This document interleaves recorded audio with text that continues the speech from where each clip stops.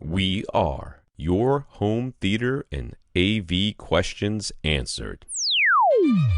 This is AVRant. Want your home theater or AV question answered by Tom and Rob? Send it to question@avrant.com. Welcome to AVRant. I'm Tom Andry, and I'm here with Rob H. Greg. At our assistance, Greg has been continually... has been continually upgrading his AV system. I don't know that we... Whatever. Anyways, the latest being a Denon X4200 to replace his X2100. He's been foraging in the Amazon warehouse deals. I should be doing that, because that seems like something I should do. With the X4200, he moved the old X2100 upstairs to replace his not-so-old Pioneer. That's a good idea, because Pioneers kind of suck. It was already partially banana plugged, so he added plugs to the rest and turned it on. As soon as he powered it up, he noticed a low crackle in the speakers that wasn't there before with the Pioneer. He turned down the volume and realized the crackle was independent of volume. As it crackled with even with the knob at 0. That tells you something right there. He changed sources, and the crackle was present on every input. So he asked himself, what would Tom and Rob do?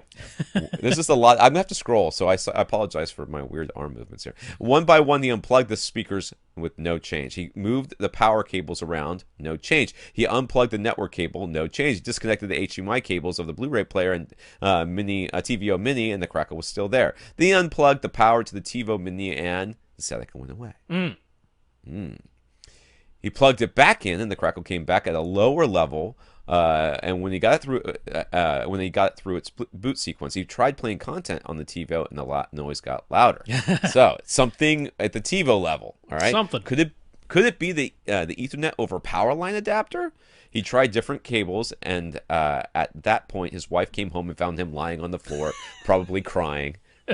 Into a I've had that feeling before. After like a long day of installing, you just kind of lie down on the floor at some point. You're like, I'm having difficulty getting back up now.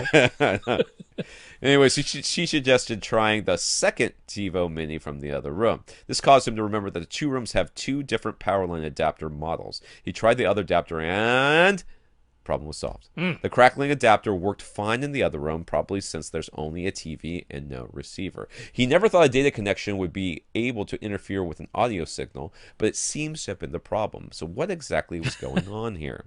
So this noise was in your power line. That yes. Seems to be clear, because he said he had the TiVo Mini and he disconnected its HDMI connection and the crackle was still there. But when he unplugged the TiVo Mini entirely, like from the wall outlet, then the crackle went away.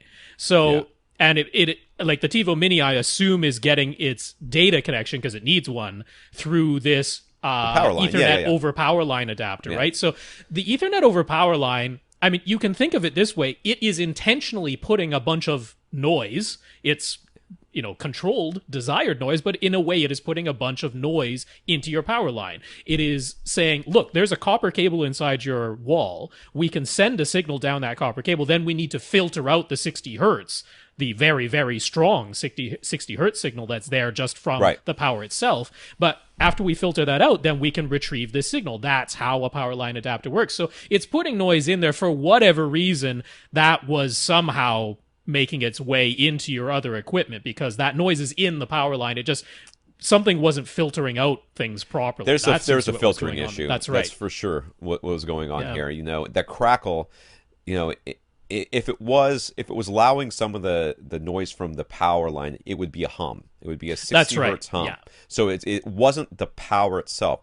The filtering was failing on some level, someplace in that one. And you're right. When you switched it, you went to a TV, which is normal TV speakers, and it's not going to be able to pick up any of that. So the difference between the two models, either one of them is slightly defective, or one of them does a much better job at making sure it's getting accurate filtering going on. It's just, and that noise is coming through, and permeating the entire system, even though you're not on that particular input at that particular time. I mean, the more extreme example of this would be turning your vacuum cleaner on, right? You plug your vacuum cleaner on into a wall, you turn that on, you get lines on your TV or static through your speakers. That's the more extreme example of it, but it's a similar thing. There is noise from that Ethernet power line adapter intentionally being put into your power lines, and for whatever reason wasn't getting filtered out properly.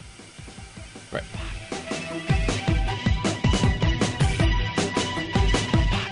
want your question answered, send it to question@avrant.com.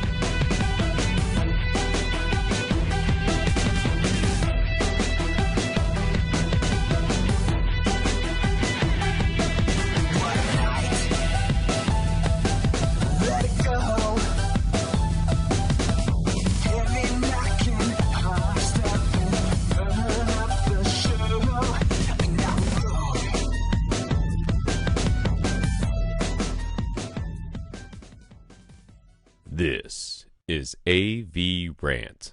Now go out and listen to something.